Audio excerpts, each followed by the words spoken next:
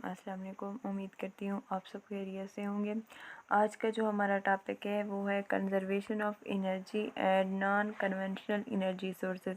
Previous lecture में हमने बात की थी escape velocity and inter conversion of potential energy and kinetic energy.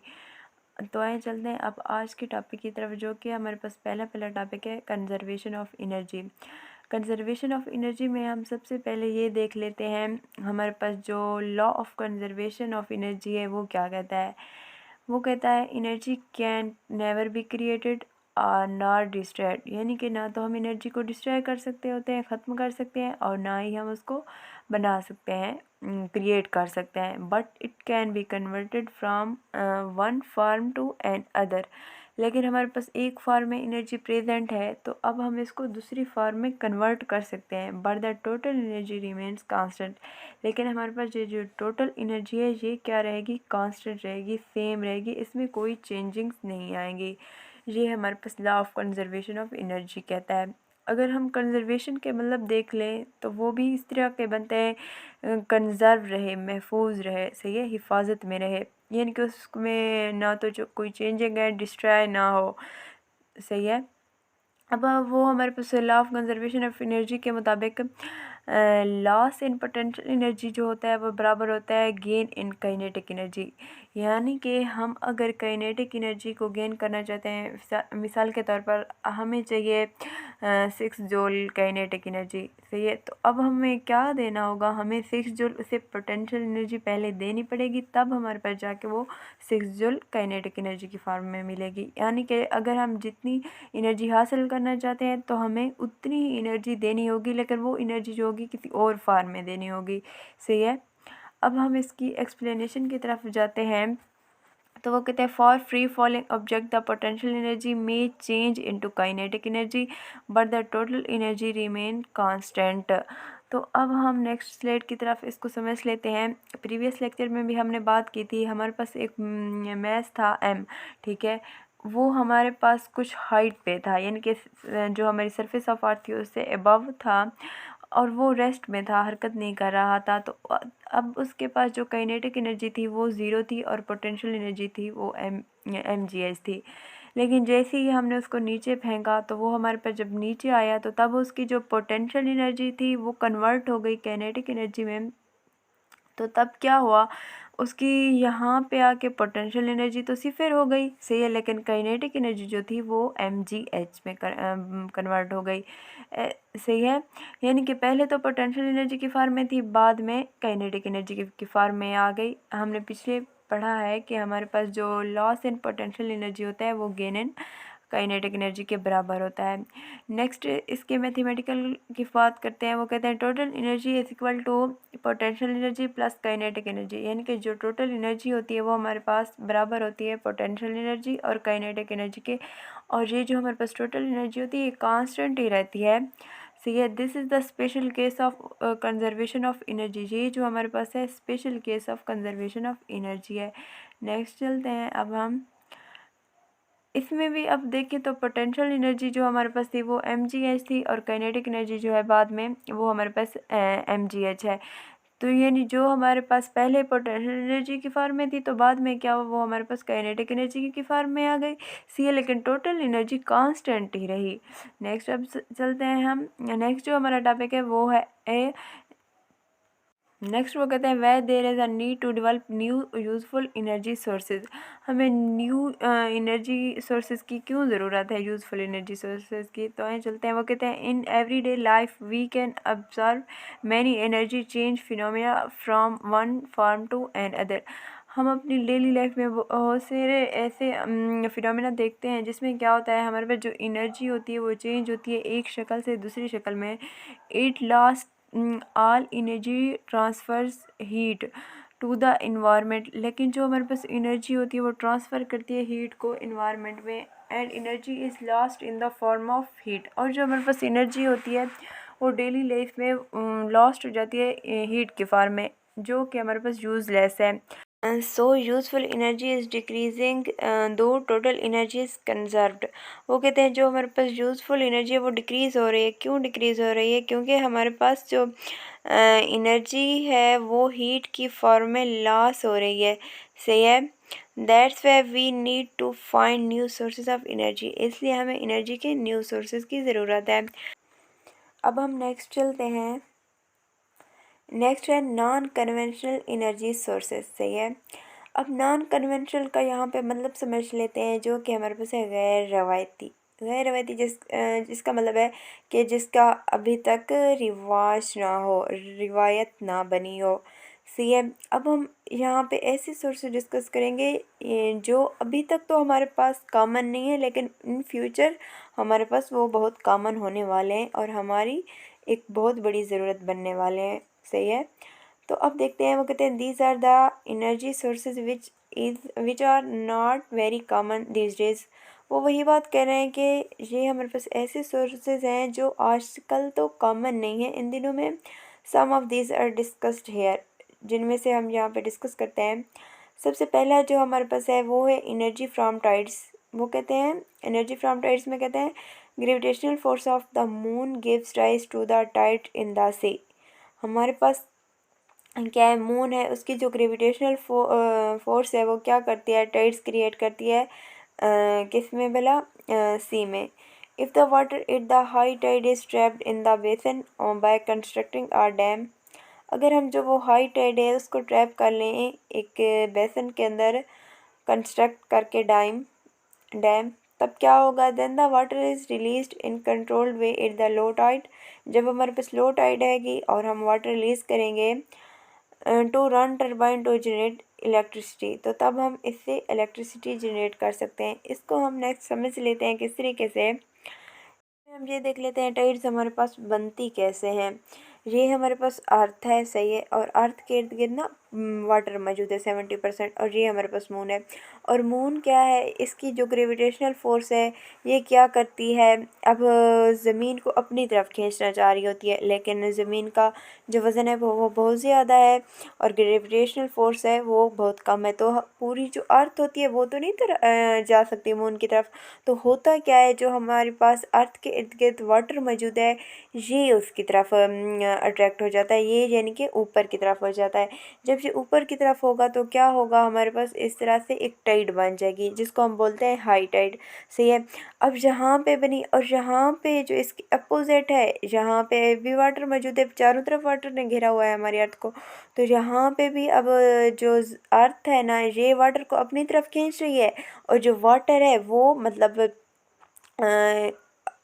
अपनी जो उसकी जगह है वो बरकरार रखना चाह रहा है, सही है। तो यहाँ पे भी आके हमारे पास एक हाई टाइड होगी, ये क्या किस तरीके से होगी, इनर्शिया की वजह से होगी। और दूसरा फैक्टर भी इस पे अप्लाई होगा, वो क्या होगा, यहाँ पे ना इसको मून भी अपनी तरफ अट्रैक्ट करने की कोशिश कर रहा है, सही है। तो यहाँ पे हमारे पास क्या बन जाएगी, एक हाई टाइड, और इधर भी हाई टाइड है। लेकिन यहाँ पे हमारे पास है जो यहाँ पे है, यहाँ पे होगी लो टाइड, सही है। अब हम इसको समझ लेते हैं। यहाँ पे हमारे पास एक मिसाल के तौर पर एक पर्सन है, वो ठहरा हुआ है, अभी तक वो किस जगह पे है, हाई टाइड वाले एरिया में है, सही है। अब हमारे पास जो अर्थ है वो तो रोटेट कर रही है, सही है, मुसलसल। तो अब अर्थ रोटेट करेगी, जैसे जैसे पहले जो पर्सन वो हाई या टाइड वाले एरिया में खड़ा हुआ था, तो अब कहाँ आ जाएगा, इस वाली जगह पे आ जाएगा 6 घंटे के बाद, सही है। और ये अब हमारे पास कौन सी वाली जगह है, लो टाइड वाली जगह है। और फिर इस तरीके से हमारे पास अर्थ रोटेट होगी, 6 घंटे के बाद यहाँ पे होगा जो कि हाई टाइड वाला इलाका है। फिर इस तरीके से रोटेट होगी तो 6 घंटे के बाद इस वाली जगह पे होगा जो कि हमारे पास लो टाइड है। और फिर इस तरह से हमारे पास क्या होगा, पर्सन वापस उसी जगह पे चला जाएगा जो कि उसकी हाई टाइड है वाली स्पेस है। अब इस से अब हम ये समझेंगे, जो हमारे पास टाइड्स हैं, हाई टाइड 2 दफ़ा बनती है दिन में, सही है, और लो टाइड भी हमारे पास 2 दफ़ा में बनती है, सही है। नेक्स्ट हम चलते हैं।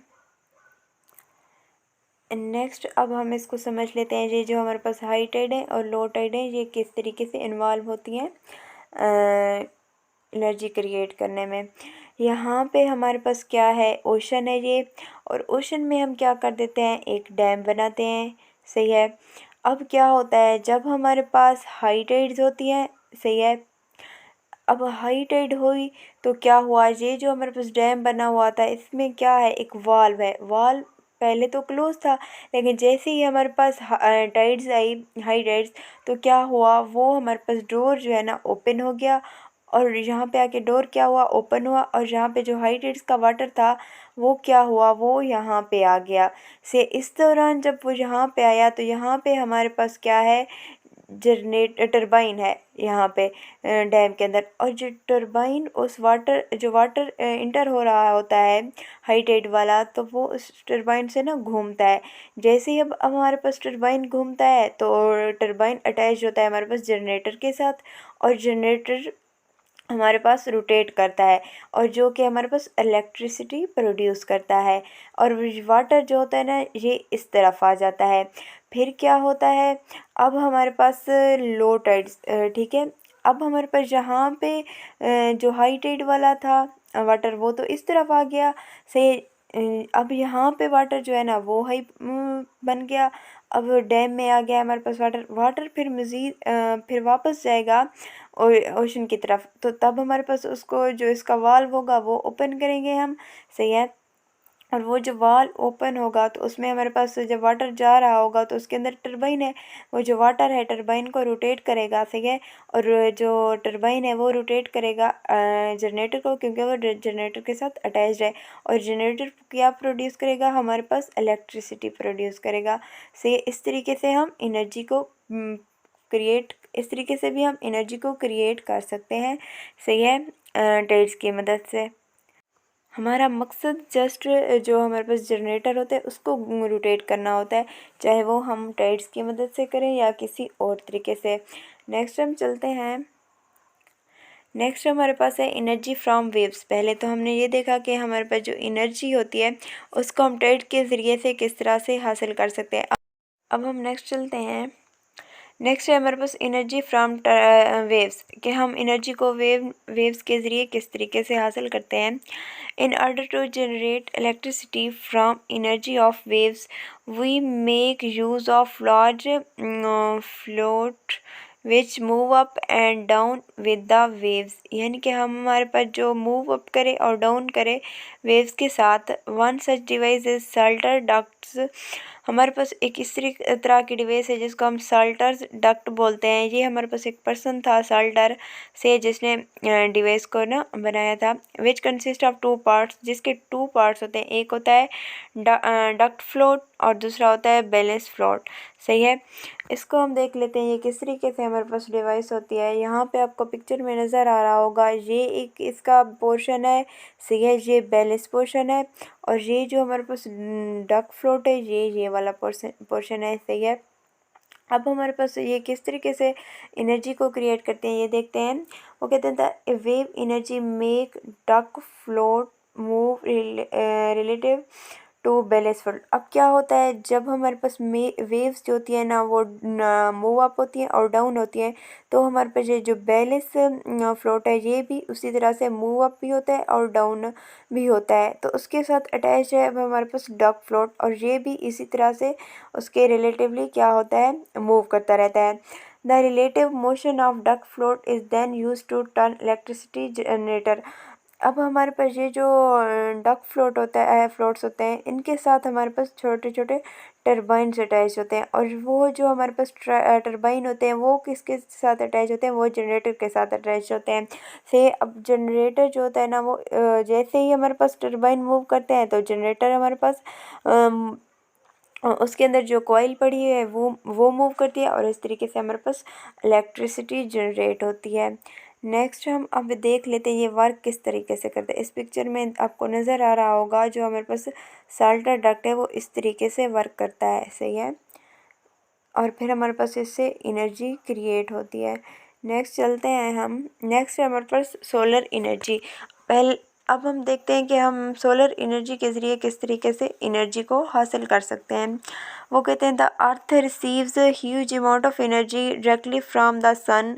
हमारे पास जो अर्थ है वो रिसीव करती है बहुत ज़्यादा अमाउंट में एनर्जी, किस चीज़ से, सन से, सूरज से, मतलब जो एनर्जी आती है वो बहुत ज़्यादा मिकदार में होती है। Solar energy at normal incidents outside the earth atmosphere is about 1.4 kilowatt metre per square which is referred as solar constant. अब हमारे पास जो एनर्जी आती है सोलर एनर्जी, सही है, अभी वो हमारी अर्थ पे नहीं पहुंची होती, हमारी अर्थ के एटमॉस्फेयर के बाहर होती है। तो वो जो एनर्जी होती है उसको हम बोलते होते हैं, वो हमारे पास सोलर कांस्टेंट है। इसको हम इस तरीके से समझ लेते हैं, ये हमारे पास क्या है, सूरज है, ठीक है, और ये हमारे पास अर्थ है, और अर्थ के इर्द गिर्द ना इसके कुछ एटमॉस्फेरिक लेयर्स हैं जिनमें गैसेस पाई जाती हैं, सही है। अब हमारे पास क्या होता है, सूरज की तरफ से ना हमारे पास सोलर रेडिएशंस आती हैं। अभी तक वो हमारे पास जो अर्थ है वहाँ तक नहीं पहुँची होती, और ना ही हमारे ये जो लेयर्स हैं इन यहाँ तक पहुँची होती हैं, अभी तक लेयर्स के बाहर प्रेजेंट होती हैं। ये हमारे पास क्या एटमॉस्फेरिक लेयर्स हैं। तो तब हमारे पास वो क्या होती है, वो 1.4 kilowatt hour meter per square होती है, और इसको बोलते हैं हमारे पास ये है सोलर कांस्टेंट, ठीक है। वो फिर कहते हैं decrease causes of decrease in intensity. पहले तो थी हमारे पास 1.4 किलोवाट मीटर पर स्क्वायर से है। अब हमारे पास उसमें कमी आ जाएगी, वो किस तरीके से आएगी ये देख लेते हैं।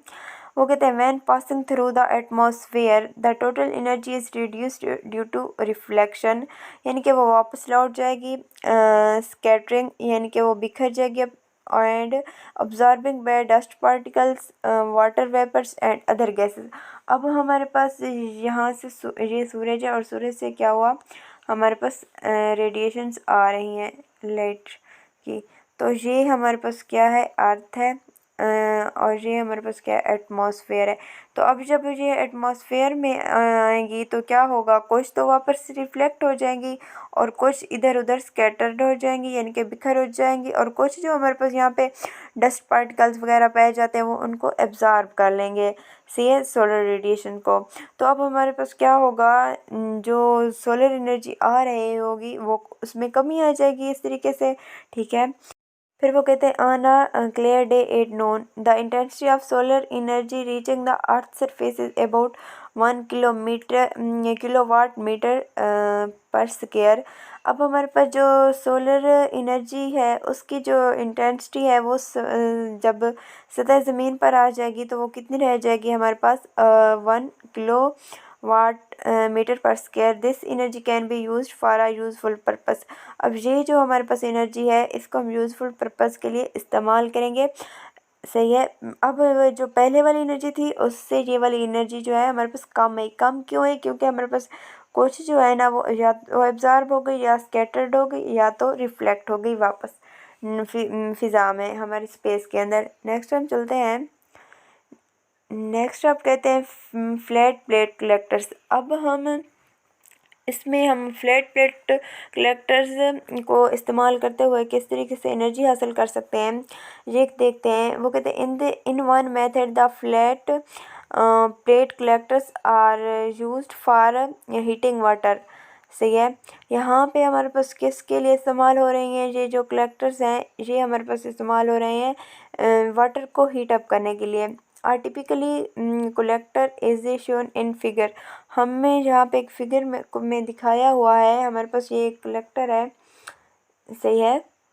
ये देखिए ये हमारे पास एक स्ट्रक्चर है, सही है। It has black and surface which absorb energy. ये जो हमारे पास है इसकी सरफेस जो है ना ब्लैक है। आप सब लोग जानते हैं जो ब्लैक होता है वो ज़्यादा एनर्जी को एब्जॉर्ब कर लेता है। Directly from solar radiation cold water passes over the surface. अब यहाँ पे हमारे पास एक टैंक है जिसको हमने स्टोरेज टैंक का नाम दिया। यहाँ पे हमारे पास क्या है, वाटर स्टोर है, कोल्ड वाटर। अब क्या करेंगे, यहाँ से हम पास आउट करेंगे वाटर को और यहाँ तक लेके आ जाएंगे। अब हमारे पास क्या होगा, जहाँ ये वाली जो सरफेस है ये हमारे पास क्या है, इसने हीट को एब्जॉर्ब कर रखा है तो गर्म होगी। से जब कोल्ड वाटर यहाँ पे आएगा तो वो क्या हो जाएगा, उसकी सरफेस जो है वो तो पहले से हीटेड है, तो क्या होगा, जो वाटर होगा वो गर्म हो जाएगा। सही है। तो वो कहते हैं cold water passes over the surface and is heated up to about 70 degree Celsius. अब ये हमारे पास 70 डिग्री सेल्सियस तक क्या होगा, गर्म हो जाएगा water. Much higher temperature can be achieved by concentrating solar radiation on a small surface area by using huge reflectors यानी कि mirrors or lenses to produce steam for running a turbine। अब हम इस पॉइंट को समझ लेते हैं। वो कहते हैं कि ये जो हमारे पास है सरफेस, तो अब हम क्या करते हैं, या तो इसमें रिफ्लेक्टर्स इस्तेमाल कर लेते हैं जो कि मिरर की फॉर्म में। अब वो क्या करेंगे, अगर हम सपोज करें ये हमारे पास रिफ्लेक्टर्स है, सही है। अब वो क्या होगा, जब हमारे पास जो रेडिएशंस है वो आ रही होंगी तो वो क्या करेंगी, हमारे पास इसको ना एक पॉइंट पे आके फोकस करेगा। सही है। जब वो रिफ्लेक्टर्स से गुजर के आएंगी तो क्या होगा, अब हमारे पास जो वाटर गुजर रहा था, क्योंकि ये मज़ीद गर्म हो जाएगा ना, तो पहले तो वो हमारे पास हॉट वाटर के फॉर्म में निकल रहा था ना यहाँ से और उस हॉट वाटर को हम इस्तेमाल कर रहे थे फिर टरबाइन को चलाने में, और टरबाइन से फिर मज़ीद हम जनरेटर चलाते और जनरेटर जो है ना वो इलेक्ट्रिसिटी प्रोड्यूस करता।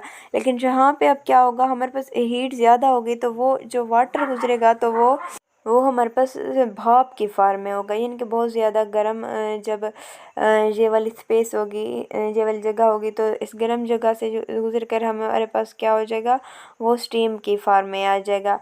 या तो हम रिफ्लेक्टर्स इस्तेमाल करें, या अगर हम लेंस रखें तो तब भी हमारे पास लेंस भी तो एक जगह पे फोकस कर लेते हैं रेडिएशंस को, तो इससे भी हमारे पास ये जो सरफेस है ये मज़ीद गर्म हो जाएगी और हमारे पास क्या होगा, जो वाटर यहाँ तक आएगा इसके ज़रिए, तो यहाँ से जब निकलेगा वो भाप की फॉर्म में होगा और उसको हम बाहर निकालेंगे, जो कि हमारे पास टरबाइन जो है उसको चलाने के लिए इस्तेमाल आएगा। और टरबाइन अटैच है हमारे पास जनरेटर के साथ और जनरेटर प्रोड्यूस करेगा मज़ीद हमारे पास इलेक्ट्रिसिटी। सही है। नेक्स्ट हम चलते हैं, इसमें हम बात करते हैं सोलर सेल्स एंड निकल कैडमियम बैटरीज की। से इसके ज़रिए हम किस तरीके से सोलर एनर्जी हासिल कर सकते हैं। तो ये देखते हैं, वो कहते हैं the direct conversion of sunlight into electricity through the use of semiconductor device called solar cells which known as photovoltaic cells. अब हमारे पास वो कहते हैं अगर हम डायरेक्ट कन्वर्ट करना चाह रहे हैं सनलाइट को इलेक्ट्रिसिटी में, तो तब हम क्या करेंगे, हम एक सेमीकंडक्टर डिवाइस इस्तेमाल करेंगे जिसको हम नाम देते हैं सोलर सेल्स का, या तो हम उसको फोटो वोल्टिक सेल्स का नाम भी देते हैं। तो आइए देखते हैं, वो कहते हैं solar cells are made up of from silicon. अब जो सोलर सेल्स होते हैं वो हमारे पास सिलिकॉन से बने हुए होते हैं। Electrons in silicon gain energy from sunlight. अब वो जो सिलिकॉन है वो क्या करता है, एनर्जी को गेन कर लेता है, कहाँ से, सनलाइट से, टू क्रिएट अ वोल्टेज। वो फिर पैदा करता है, क्रिएट करता है वोल्टेज को। The voltage produced by a single cell is very low. अब वो सिंगल सेल से प्रोड्यूस हो रही है तो ज़ाहिर सी बात है वो बहुत कम अमाउंट में होगी। In order to get sufficient high voltage, अब हम ज़्यादा सफिशेंट वोल्टेज लेना चाह रहे हैं तो उसके फॉर प्रैक्टिकल यूज़, प्रैक्टिकली उसको इस्तेमाल करने के लिए, are large number of cells are connected in series forming solar cell panel. अब हम क्या करेंगे, वो जो छोटे छोटे सेल होंगे उनको आपस में जोड़ लेंगे तो तब हमारे पास एक सीरीज़ बन जाएगी जो कि हमारे पास बन जाती है सोलर सेल पैनल। ठीक है। फिर अगर ये तो हम दिन टाइम ना हासिल कर सकते हैं सोलर एनर्जी से, सोलर सेल से एनर्जी। अब रात टाइम क्या होगा इसके लिए देखते हैं, और जब बादल वगैरह होंगे तब हमें इससे किस तरीके से फ़ायदा हासिल कर सकते हैं ये देखते हैं। वो कहते हैं फॉर क्लाउडी डेज और nights electric energy can be stored during the sunlight in nickel cadmium batteries by connecting them to solar panels.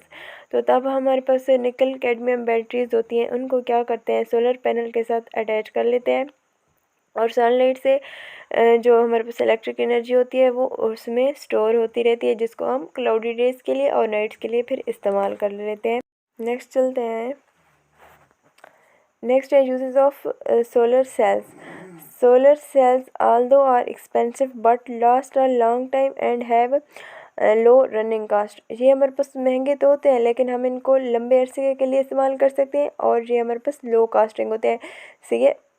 और फिर वो कहते हैं solar cells are use to power satellite having large solar panels which are kept facing the sun. अब हम जो हमारे पास satellites होते हैं उनके लिए हम सोलर सेल्स को इस्तेमाल करते हैं। सी उनके लिए अब यहाँ से तो बिजली कर नहीं जा सकते हम, इसलिए हम क्या इस्तेमाल करते हैं, सोलर सेल्स। सही है। फिर कहते हैं other example of the use of solar cells are remote ground based weather station और and rain forest communication system. अब हमारे पास जो रेन फॉरेस्ट कम्युनिकेशन सिस्टम है उसमें और वेदर स्टेशन जो है उसमें भी हम सोलर सेल्स को इस्तेमाल करते हैं। Solar calculators and watches are also in nowadays. अब हमारे पास जो कैलकुलेटर्स होते हैं और वॉचेस होती हैं उनको भी हम सोलर सेल्स की मदद से इस्तेमाल कर सकते हैं। नेक्स्ट चलते हैं हम। नेक्स्ट है हमारे पास एनर्जी फ्रॉम बायोमास से। यहाँ पे हम सबसे पहले बायो का मतलब और मैस का मतलब देख लेते हैं। बायो का मतलब होता है लिविंग और मैस का मतलब होता है हमारे पास सब्सटेंस मटेरियल से है। अब यहाँ पे देखते हैं किस तरीके से इनसे हम एनर्जी हासिल कर सकते हैं। वो कहते हैं biomass is potential sources of renewable energy. ये हमारे पास जो है ना पोटेंशियल सोर्सेज है रिन्यूएबल एनर्जी का। This include all the organic matters materials. इसमें हम तमाम ऑर्गेनिक मटेरियल्स आ जाएंगे जिसमें हमारे पास क्रॉप रेजिड्यू आते हैं। सही है। नेचुरल वेजिटेशन आती है, ट्रीज़ आते हैं, एनिमल डंग आते हैं और हमारे पास सेवेज आता है। सही है। वो फिर कहते हैं biomass energy or bioconversion. ये जो हमारे पास बायोमास एनर्जी है इसको हम कहते हैं bioconversion. Refers to the use of this material as fuel or its conversion into fuels. अब बायोमास एनर्जी में क्या होगा, ये जो हम मटेरियल इस्तेमाल करते हैं इससे हम फ्यूल बनाएं या तो वो जो मटेरियल है उस मटेरियल से हम कुछ ऐसे सब्सटेंस बनाएं, कुछ ऐसे मज़ीद मटेरियल बनाएं जिसको हमें कन्वर्ट कर सकते हो फ्यूल्स में। तो इस प्रोसेस को हम बोलते हैं बायोमास एनर्जी। सही है। वो फिर कहते हैं there are many methods used for the conversion of biomass into fuels. हमारे पास बहुत से मेथड है जिनकी वजह से ना हम बायोमास को फ्यूल्स में कन्वर्ट कर सकते हैं। But the most common are direct combustion and fermentation. ये दो ऐसे मेथड हैं जो मोस्ट कॉमन है। अब नेक्स्ट चलते हैं हम डायरेक्ट कंबशन की तरफ। यहाँ पे हमारे पास वो कहते हैं waste products like wood waste crop residue and particularly the municipal waste solid waste can be use to get energy by direct combustion. यहाँ पे हमारे पास कुछ वेस्ट प्रोडक्ट होते हैं जिसमें हमारे पास वेस्ट सॉलिड वेस्ट आ गया। सही है। वुड वेस्ट आ गया, क्रॉप रेजिड्यू आ गए, उसको क्या करते हैं हम जला देते हैं। सही है। डायरेक्ट कंबशन में के ज़रिए ना वो कहते हैं in this process the waste material is burned in confined container. एक हमारे पास इसमें एक कंटेनर होता है। सही है। इस तरीके से अब उसमें हमारे पास क्या पड़ा होता है, ये सॉलिड वेस्ट मटेरियल सारा कुछ। सही है। इसको अब हम जब हम जलाते हैं तो क्या करता है, हीट प्रोड्यूस करता है और उस हीट से हमारे पास एक कंटेनर है, मिसाल के तौर पर यहाँ पे होता है वाटर। सही है। अब यहाँ पे वाटर है, ये हमारे पास क्या हुआ, यहाँ पे हीट गई, वाटर गर्म हो गया और वाटर जब गर्म हुआ तो हमारे पास ये स्टीम में चेंज हो गया, भाप में कन्वर्ट हो गया। ठीक है। और ये जो हमारे पास भाप बनी तो उससे हमने क्या किया, जो हमारे पास टरबाइन था उसको राउंड अप किया और टरबाइन ने जाके हमारे पास जो जनरेटर है उसको चलाया और जनरेटर ने हमारे पास इलेक्ट्रिसिटी प्रोड्यूस की। सी इस तरीके से हम कंबशन के ज़रिए से ना प्रोड्यूस कर सकते हैं इलेक्ट्रिसिटी। नेक्स्ट हम चलते हैं। नेक्स्ट हम देख रहे लेते हैं यहाँ पे हम क्या कर रहे हैं, वेस्ट मटेरियल वगैरह ऐड कर रहे हैं। सही है।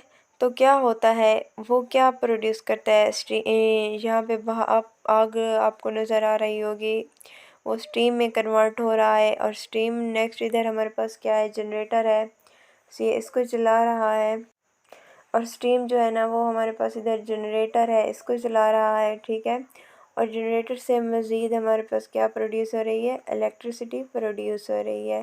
सही है। इस तरीके से हम वेस्ट मटेरियल को जला के इलेक्ट्रिसिटी प्रोड्यूस कर सकते हैं, एनर्जी प्रोड्यूस कर सकते हैं। नेक्स्ट हम चलते हैं फर्मेंटेशन के प्रोसेस की तरफ। फर्मेंटेशन के प्रोसेस में क्या होगा, यही होगा हमारे पास जो बायोफ्यूल होते हैं इसमें उसको हम ऑब्टेन करते हैं बाय फर्मेंटेशन ऑफ बायोमास। जो हमारे पास बायोमास होती है उसको फर्मेंटेशन के ज़रिए से क्या करते हैं, बायोफ्यूल हासिल कर लेते हैं। उसमें फर्मेंटेशन के प्रोसेस में हम क्या करेंगे, हम एंजाइम इस्तेमाल करेंगे और कुछ बैक्टीरिया इस्तेमाल करेंगे, सही है। और तब हमारे पास जो एयर होगी वो प्रेजेंट नहीं होगी, सही है। The routing of biomass in a closed tank called digester produced biogas which can be pumped to use the cooking and heating, सही है। यहाँ पे हमारे पास एक डाइजेस्टर है जिसमें हमारे पास क्या होता है, जो मटेरियल वगैरह होता है उसको रखते हैं और इसमें हमारे पास कुछ एंजाइम भी इस्तेमाल करते होते हैं और कुछ बैक्टीरिया भी, सी। और वो जो हमारे पास बैक्टीरिया हैं और वो हमारे पास कुछ एंजाइम हैं वो क्या करते हैं, वो गैसेस को प्रोड्यूस करते हैं जिसमें हमारे पास मीथेन आ जाता है, सही है। तो वो जो गैस होती है उसको हम किस तरीके से किस चीज़ के लिए इस्तेमाल करते हैं, कुकिंग और हीटिंग के लिए इस्तेमाल कर सकते होते हैं। वो कहते हैं the waste material of this process is good fertiliser. अब हमने जो वेस्ट मटेरियल था यहाँ पे डाइजेस्टर में रखा, इससे गैस प्रोड्यूस की। अब हमारे पास जो उसका वेस्ट मटेरियल होगा उसका क्या करेंगे, अब ये सवाल है। वो कहते हैं इसको हम एज आ फर्टिलाइज़र इस्तेमाल कर सकते हैं, से क्योंकि इसमें हमारे पास कुछ ऐसे एलिमेंट्स प्रेजेंट होते हैं जो कि हमारे पास एज आ फर्टिलाइज़र इस्तेमाल हो सकते, जैसे हम नाइट्रोजन की बात करें, सही है। वो कहते हैं दस production of biogas provide S energy source. अब बायोगैस की जो प्रोडक्शन है वो एक तो हमें एनर्जी दे रही है, दूसरा क्या कर रही है, हमारे पास जो वेस्ट मटेरियल है उसको डिस्पोज करने का एक प्रॉब्लम भी दे रही है, सही है, जिसको हम एज अ फर्टिलाइज़र इस्तेमाल करते हैं उसके जो वेस्ट मटेरियल होता है। नेक्स्ट हम चलते हैं, नेक्स्ट आप लोग यहाँ पे देख रहे होंगे हमारे पास डाइजेस्टर है और इसमें कुछ एंजाइम वगैरह कुछ बैक्टीरिया वगैरह है और यहाँ से गैस प्रोड्यूस होती है और गैस हमारे पास प्रोड्यूस होके जाती है टरबाइन को रन अप करती है, से। और टरबाइन जब रन अप होता है तो जो वो हमारे पास जनरेटर होता है उसको चलाता है और जनरेटर हमारे पास प्रोड्यूस करता है इलेक्ट्रिसिटी को। नेक्स्ट हम चलते हैं, next energy from waste products. वो कहते हैं waste product like wood waste, crop residue and particularly municipal solid waste can be use to get energy by direct combustion. अब हमारे पास जो सॉलिड वेस्ट मटेरियल इनको डायरेक्ट जला देते हैं तो इससे हम क्या करते हैं, एनर्जी हासिल कर सकते हैं। It is probably the most commonly used conversion process.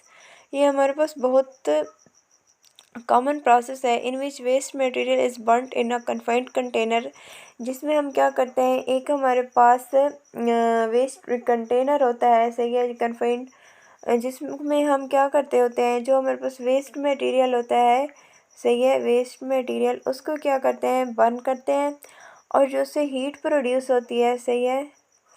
तो वो जो हीट होती है वाटर को H2O इधर लिख देते हैं, गर्म करने के लिए इस्तेमाल होती है। फिर हमारे पास स्टीम इससे प्रोड्यूस होती है, सही है, स्टीम जिसको हम इस्तेमाल करते होते हैं जो टरबाइन होता है उसको चलाने के लिए, जो कि जनरेटर को चलाता है और हमारे पास एनर्जी को प्रोड्यूस करता है, सही है। इस तरीके से हम वेस्ट मटेरियल जो होता है उससे एनर्जी प्रोड्यूस कर सकते हैं। नेक्स्ट चलते हैं हम, नेक्स्ट है हमारे पास जियोथर्मल एनर्जी।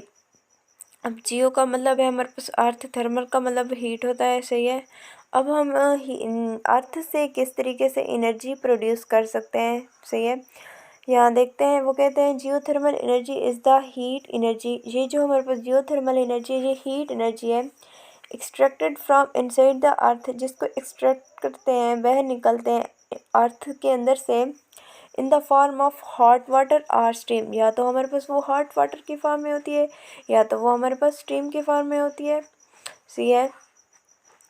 यहाँ पे अब देख लेते हैं हमारे पास the energy heating the rocks is constantly being released by the decay of radioactive elements. हमने कहा है ना, जो हमारे पास हीट एनर्जी होती है, जियोथर्मल एनर्जी होती है, उसको हम जो हमारी अर्थ है उससे बह निकलते हैं। अब वो हमारे पास कहाँ से आती है ये देख लेते हैं। हमारी अर्थ में क्या है, रेडियो एक्टिव एलिमेंट्स पाए जाते हैं, जिसमें हमारे पास यूरेनियम आ गया, रेडियम आ गया, सही है। ये जब डिके होते हैं तो ये क्या करते हैं, हीट को रिलीज़ करते हैं, सही है, जो कि हम एनर्जी के लिए इसको मज़ीद इस्तेमाल कर सकते होते हैं। अब हमारे पास वहाँ पे जो रॉक्स हैं वहाँ से हीट तो आ रही है रेडियो एक्टिव एलिमेंट्स की वजह से, लेकिन वो हमारी ज़मीन की तरफ कैसे आएगी, इसको समझ लेते हैं। हमारे पास जो अर्थ सरफेस है, सही है, उसके 10 किलोमीटर तक, यानी कि अगर हमारी जो अर्थ सरफेस है उसके नीचे 10 किलोमीटर तक चले जाएं तो क्या होता है, हमारे पास कुछ मेल्टन और पार्टली मेल्टन रॉक्स पाई जाती हैं, सही है। तो वो जो हमारे पास मेल्टन रॉक्स होती हैं उनके ज़रिए से जो हीट होती है वो आ सकती है, ज़मीन के अंदरूनी हिस्से से बाहर आ सकती है, वो कंडक्ट करते हैं हीट को, सही है। फिर नेक्स्ट है हमारे पास compression of material deep inside the earth also causes generation of heat energy. हमारे पास ज़मीन के अंदर ना मटेरियल पड़ा हुआ है, उसको जब हम कंप्रेस करते हैं तो हमारे पास तब भी हीट एनर्जी प्रोड्यूस होती है। नेक्स्ट चलते हैं हम। नेक्स्ट वो कहते हैं इन सम प्लेसेस ही water beneath the ground is in contact with hot rocks. अब हमने कहा है हमारे पास कुछ हॉट रॉक्स होती हैं, से बहुत वक़्त ऐसा होता है कुछ जगहों पे वो जो रॉक्स होती हैं उनके साथ वाटर पाया जाता है, सही है। सही, उससे क्या होता है, जो हमारे पास वाटर होता है वो गर्म हो जाता है, सही है। या तो वो हमारे पास हॉट स्प्रिंग की फॉर्म में होता है, या फिर वो गीज़र की फॉर्म में, या फिर स्टीम वेंट्स की फॉर्म में। The turbine can be directed to turn turbine of electric generator. अब वो जो हमारे पास टर्बाइन जो स्टीम होती है, हॉट स्प्रिंग्स वगैरह होते हैं, उनकी मदद से हम क्या करते होते हैं, टर्बाइंस को चलाते हैं, और टर्बाइन जो है जनरेटर को चलाते हैं, जिससे हम इलेक्ट्रिसिटी प्रोड्यूस कर सकते हैं। इसको ना नेक्स्ट स्लाइड में हम समझ लेते हैं। यहाँ पे आपको नज़र आ रहा होगा, एक है हमारे पास हॉट स्प्रिंग और दूसरा है हमारे पास गीज़र। ठीक है, ये जो आपको पिक्चर है यहाँ पे आपको नज़र आ रहा होगा, ये भाप निकल रही है ना वाटर से। इस केस में क्या होगा, हमारे पास कुछ ये जो वाटर है ये उन रॉक्स के करीब है जो ना गर्म है, तो क्या होता है, ये वाटर जो है ये भाप में कन्वर्ट हो रहा है, आप लोगों को नज़र आ रहा होगा, सही है। ये जो भाप है इससे क्या होगा, क्या करेंगे हम, टरबाइन को चलाएंगे। नेक्स्ट इसको देख लेते हैं। ये देखिए, यहाँ से आप हॉट स्प्रिंग से आपको हीट खारिज होती नज़र आ रही होगी। इससे क्या करेंगे, हमारे पास ये टरबाइन है, इसको चलाएंगे, सही है। ये टरबाइन हमारे पास चलेगा, और टरबाइन क्या करेगा, जो हमारे पास जनरेटर है उसको चलाएगा, और जनरेटर क्या प्रोड्यूस करेगा, एनर्जी को या इलेक्ट्रिसिटी को, सही है। ये इस तरीके से प्रोड्यूस हो सकती है इससे। नेक्स्ट हम देख लेते हैं फिर। नेक्स्ट उसने बात की थी गीज़र की, गीज़र को देख लेते हैं। ये यहाँ पे हम आपको, ये तो पहले तो हॉट स्प्रिंग है, लेकिन नेक्स्ट आपको नज़र आ रहा होगा गीज़र। इसमें क्या होता है, ये आपको भाप नज़र आ रही होगी, इसे ये एक बहुत बड़ी शक्ल बना लेती है, इसे उभार सा बना लेती है। वहाँ तो थी लेकिन वहाँ थोड़ी थोड़ी थी भाप, लेकिन जहाँ पे बहुत ज़्यादा अमाउंट में है, सही है। ये देखें, आप लोगों को नज़र आ रही होगी। इससे भी हम क्या करते हैं, हम इलेक्ट्रिसिटी क्रिएट कर सकते हैं। वो किस तरीके से देख लेते हैं। ये हमारे पास अब जैसे ये भाप निकलती है तो ये हमारे पास क्या करती है, टरबाइन प्रेजेंट होता है हमारे पास, सही है, उसको चलाती है, और टरबाइन के साथ अटैच होता है हमारे पास जनरेटर। उससे क्या होता है, हमारा जनरेटर चलता है, और जनरेटर क्या क्रिएट करता है, इलेक्ट्रिसिटी। इस तरीके से हम गीज़र की मदद से भी इलेक्ट्रिसिटी क्रिएट कर सकते हैं, सही है। नेक्स्ट चलते हैं हम। नेक्स्ट फिर बात करते हैं at places water is not present. वो ऐसी जगहें थी जहाँ पे हमारे पास वाटर प्रेजेंट था, हमने जब गीज़र और हॉट स्प्रिंग की बात की। लेकिन जहाँ पे इस केस में ये है कि हमारे पास वाटर नहीं है, हॉट रॉक्स के करीब, तो तब क्या होगा। और तब जो हमारे पास हॉट रॉक्स हैं और नॉट वेरी डीप, अगर वो बहुत डीप नहीं होगी, अगर वो बहुत डीप है तब तो हमारे कोई काम की नहीं है। लेकिन अगर वो डीप नहीं होगी तो तब हम क्या करेंगे, हम वाटर जो होगा ना वो देंगे, प्रोवाइड करेंगे। The water is pumped down through them to get steam. अब हम वाटर देंगे से, इसको समझ लेते हैं। यहाँ पे आपको पिक्चर में भी नज़र आ रहा होगा से, जहाँ हम कोल्ड वाटर प्रोवाइड कर रहे हैं, सही है, जहाँ हमारे पास क्या है, हॉट रॉक्स है, क्या होगा, हमारे पास वाटर जो होगा वो स्टीम की फॉर्म में आ जाएगा, सही है। और वो जो स्टीम होगी वो क्या करेगी, हमारे पास टरबाइन जो प्रेजेंट होता है उसको ड्राइव करती है, और टरबाइन की मदद से हमारे पास जनरेटर रन आउट करता है, जिसकी मदद से इलेक्ट्रिसिटी हम क्रिएट कर सकते हैं। फिर है हमारे पास एक्वीफर। वो एक हमारे पास ऐसी लेयर है रॉक्स में जो जिसके अंदर ये कैपेसिटी होती है, वो वाटर को क्या करती है, होल्ड करती है। और फिर that allows water to percolate through it with pressure. और फिर उससे जो वाटर वाटर होता है वो प्रोसिलेट करता है एक प्रेशर के साथ, सही है, उसको बोलते हैं हमारे पास ये एक एक्वीफर है।